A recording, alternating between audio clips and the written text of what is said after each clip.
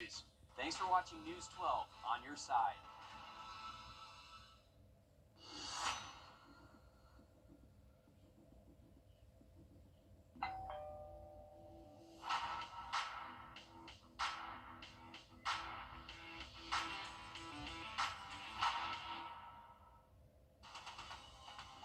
Live from Augusta, you're watching News 12, first at 4.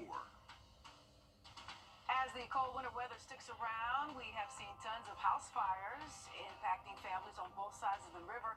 What the Red Cross wants you to know as winter continues in just a moment. Good afternoon, I'm Courtney Hicks. Before we get to that, we are in a stretch of colder weather and potential rain chances. Mikhail, before we get to those rain chances, That's right. End of the week should be dry but still cold, correct? Correct. And I want to say happy Father's Day to you, Courtney. Well, thank you so much. Ladies of Alpha Kappa Alpha. Looking good in your pink and green today. Well, thank you. Yes, Just yes. for today, and thanks for the pink tie. Oh, yeah. I assume that's for us. Yeah, definitely got to shout out, my fam. Indeed. We're looking outside, though, for today, and it's definitely a cast coming up.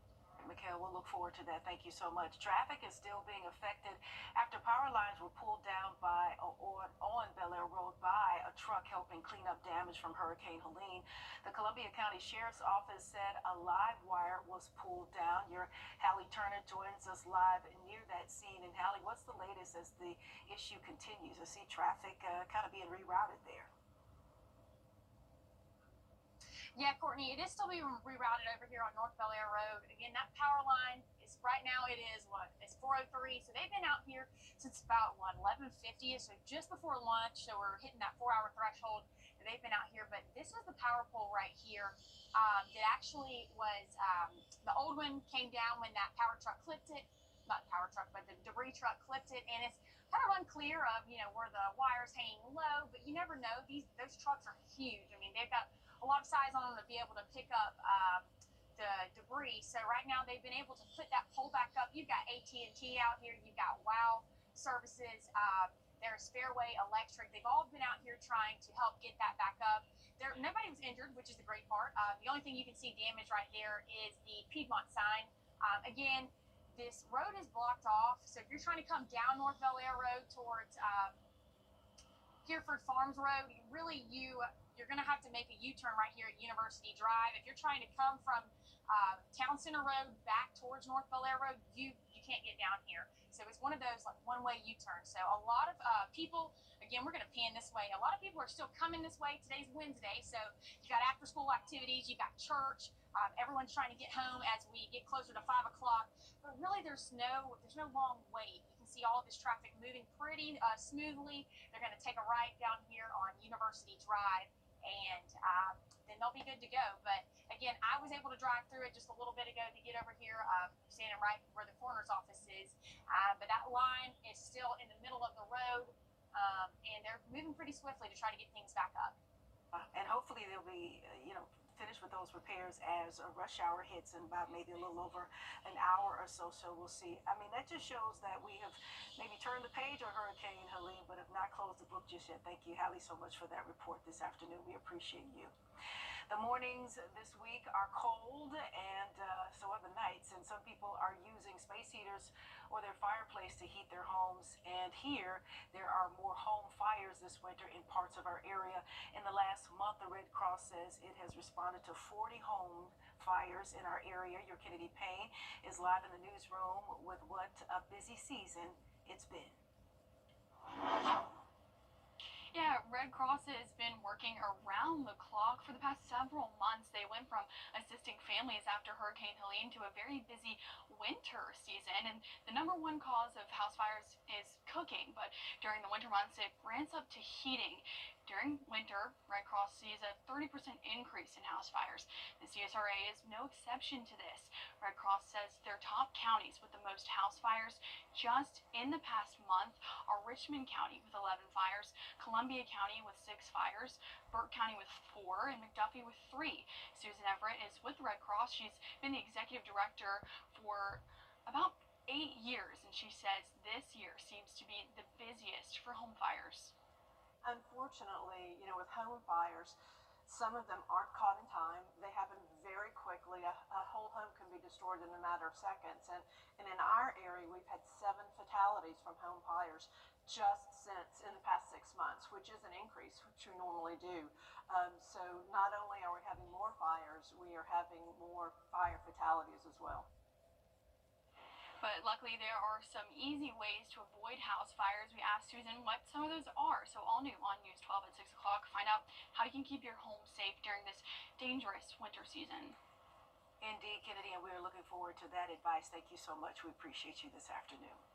A suspect has been arrested in connection to a home invasion and shooting yesterday. This happened in Grovetown. Police say a second person is wanted in connection to the shooting that left one man in the hospital. That shooting took place at the Joyner Crossing Apartments, where police say 2 men entered the apartment and shot the victim in the chest.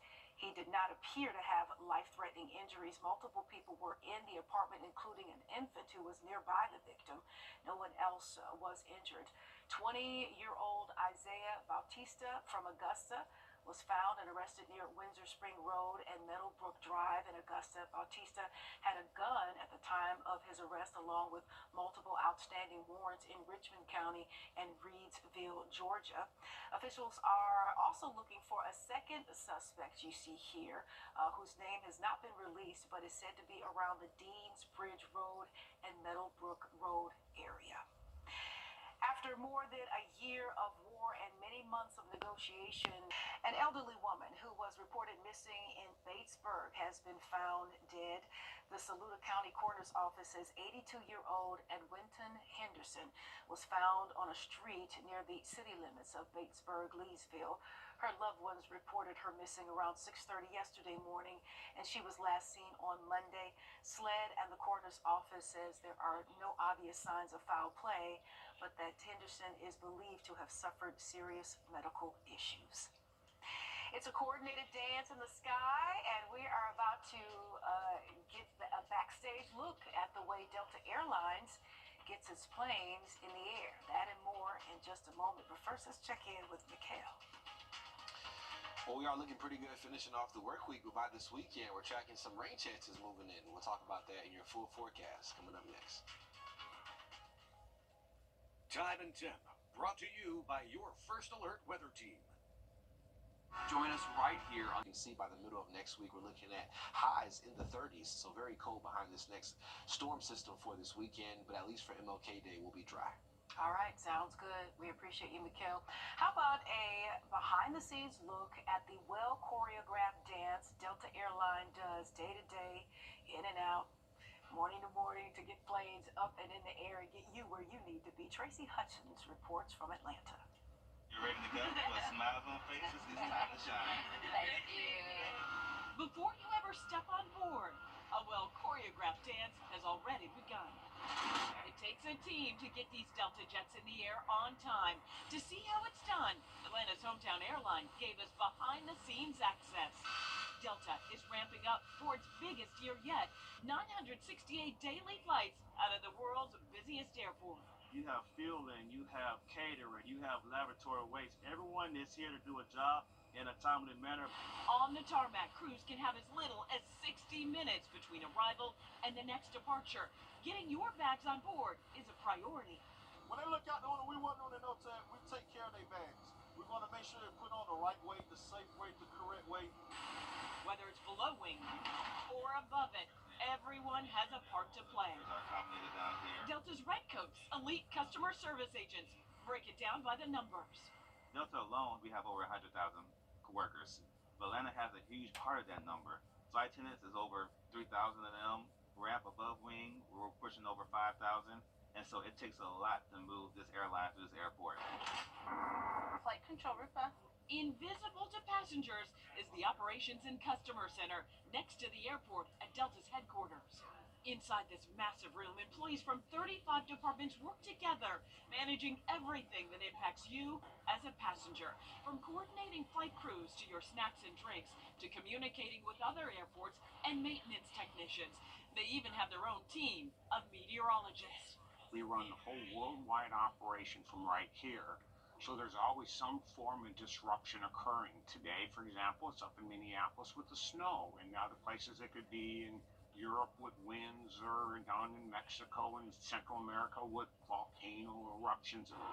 So we manage all the disruptions that happen to the airline.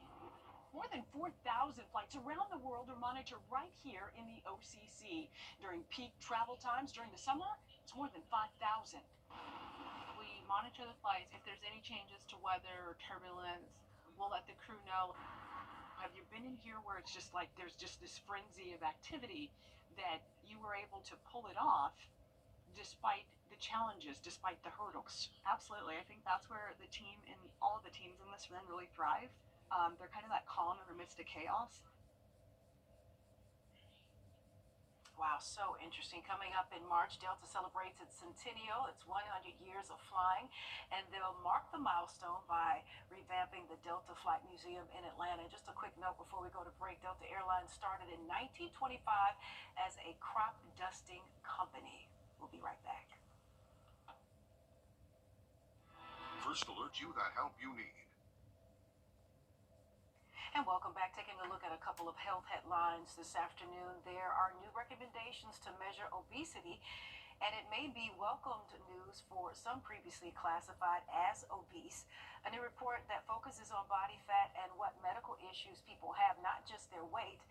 Instead of just using the body mass index as a way to diagnose obesity, the authors of this report want BMI to be the first step to determine who should be tested for excess body fat. What we're trying to do is use still the BMI as a first pass screening tool, but then really drill down on who is at risk for medical complications from being overweight or obese. And if the guidelines are widely adopted, it's expected some doctors may treat less people for obesity. And the FDA is banning the dye red number 3 from the U.S. food supply. The dye can be found in foods including candies and supplements and oral medications. Red 3 was barred from cosmetics nearly 35 years ago because of the possibility of cancer risks. Consumer advocates filed a petition 3 years ago citing research that the dye causes cancer in lab rats. Over 3 decades ago, a series of industry-conducted studies in rats clearly showed that this chemical, Red 3, was associated with thyroid cancers. And the law is also clear that when a chemical causes cancer in humans or animals, it is not supposed to be in the food supply. Food manufacturers have until January of 2027 to remove the dye from their products. Drug makers have until January 2028. We are talking about some winds kicking up for your Thursday here as we do get into Thursday. By Friday, though, winds do come back down. We'll look at a cold start again for tomorrow coming up. Here at the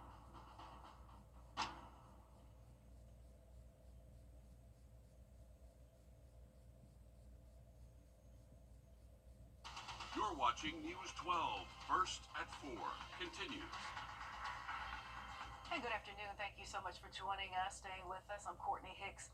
We start with a letter sent home to parents yesterday. The Richmond County school system did not address that a gun was found yesterday at Butler High School after a fight, only saying that, quote, students saw a weapon drop to the floor. With that, let's bring in your Audrey Dickherber, who joins us live from the newsroom. And Audrey, have you been able to find out anything else or confirm whether or not this was actually a gun?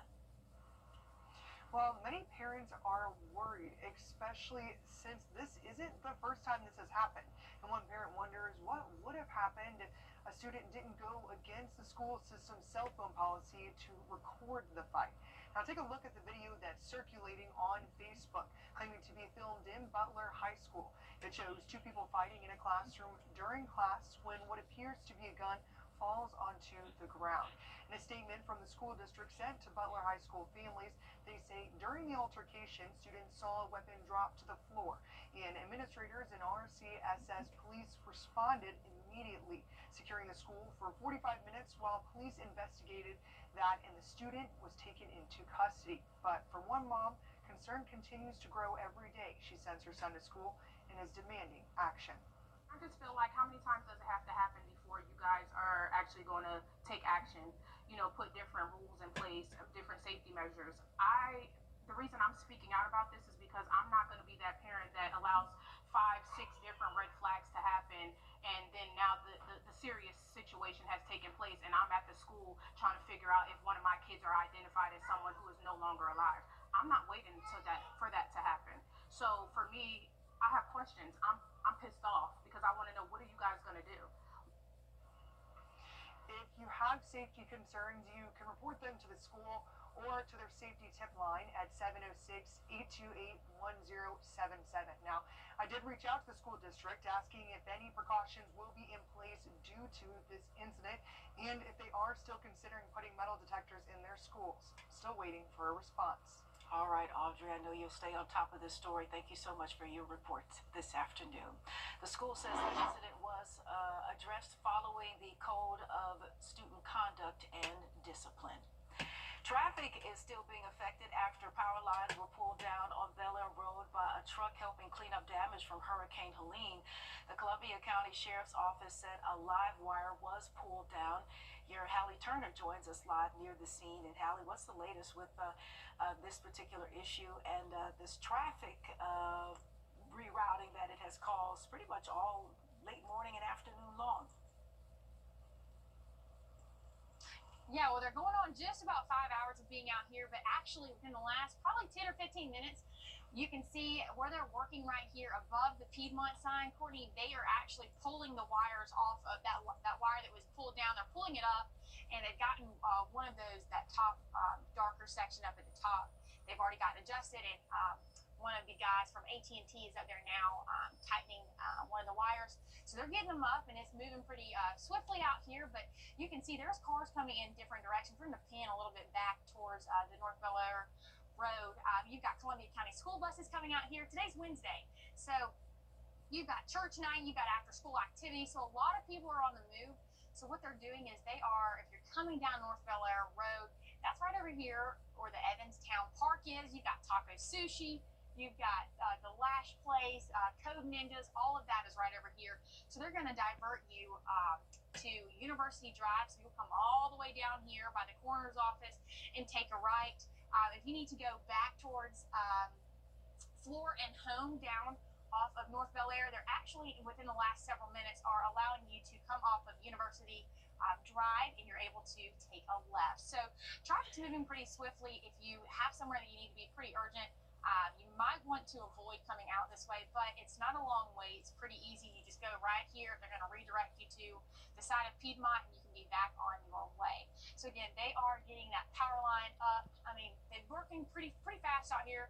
A lot of these people have been here since Hurricane Helene.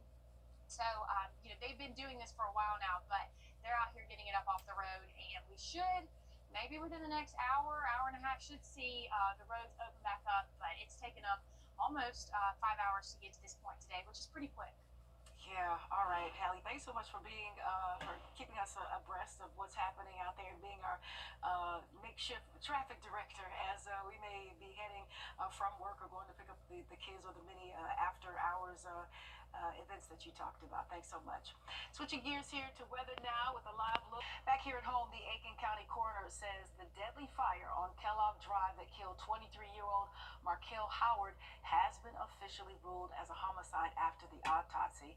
The suspect, his mother, Latrina Hollinsworth, was arrested on Monday and charged with first-degree arson. Now her charges could be upgraded after the homicide ruling. Arrest warrants say she, quote, maliciously set fire to a table inside the home, and that directly caused the death of Howard.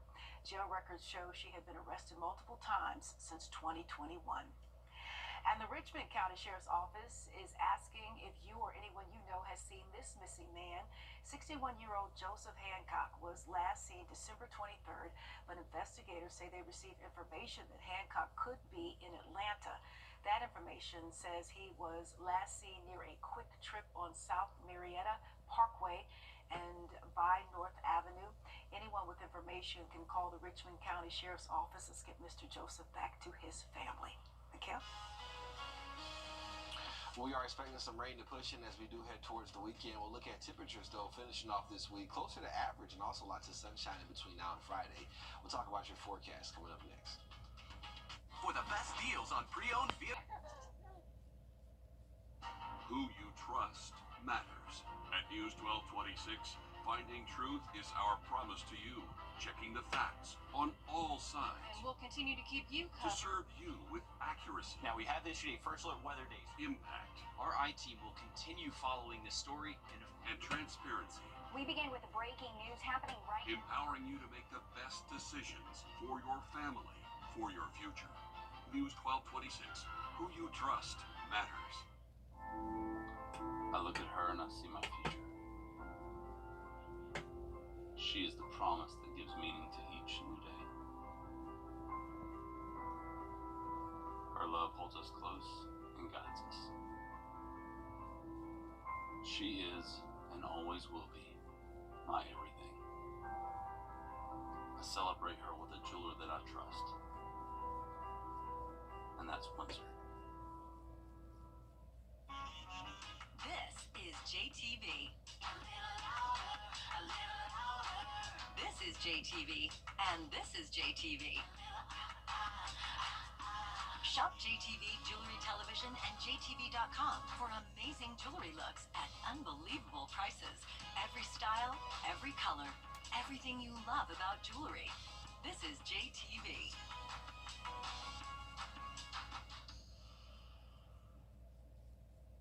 And he's back.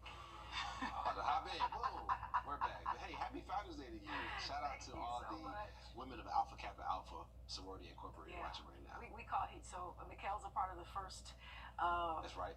First black A5. fraternity. Yeah, all that good I'm a stuff. part of the first black women's fraternity, so we call his Founders Day Father's Day, and we call my Founders Day Mother's Day. Yes. So yes, but thank you so much for that, and thanks for the pink tie salute. Definitely appreciate you, and we appreciate all you do. I know you guys are slowly and cautiously ushering us into some more of what we could have experienced last week, but I'll leave that up to you guys, the experts. We are definitely cautiously guiding us towards that.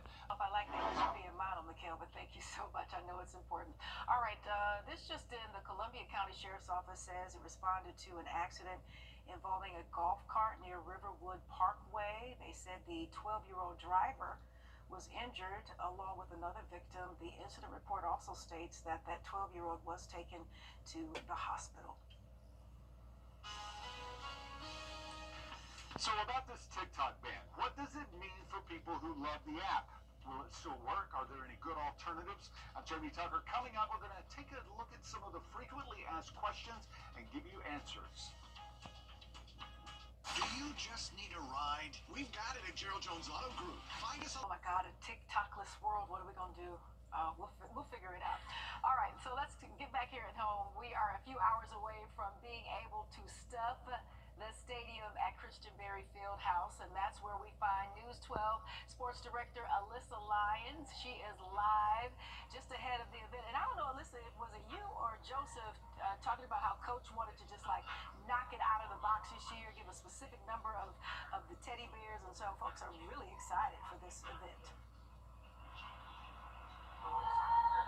Yeah, Corey, soon every single one of these seats will be full, and hopefully you brought one of these with you and give it a nice wind up and toss it all the way onto the stadium floor. That is Stuff the Stadium, and it's tonight against Flagler. Tip-off is at 7:30. You know, Coach Dick Mitra started this 4 years ago, and he took a note from a lot of those minor hockey teams that do the teddy bear toss.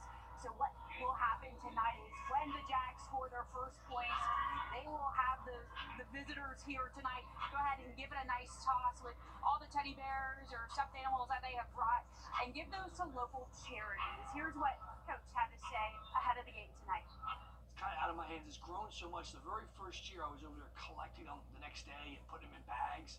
I was getting yelled at by student groups. I'm like, oh, I'm getting out of this. Okay. No, so our student groups, they're behind it all. They bag them up, make sure it gets to the right places. I'd love to get 2400, and our student groups really get behind it, and it's an exciting thing. And 1 year, it was a free throw, okay? We didn't know what to do, so it's the first made basket, and we look forward to having a great crowd. Okay, well, last year the Jacks were able to collect 2,100 stuffed animals, and Coach actually got a technical foul because he didn't call a timeout. So hopefully that does not happen tonight. But again, tip-off is at 7:30. I'm gonna try and give this a toss. I don't know how far we'll make it, but oh no. Okay, well my softball skills did not serve me well, so hopefully it ends up better for you tonight. We'll see you right back after this.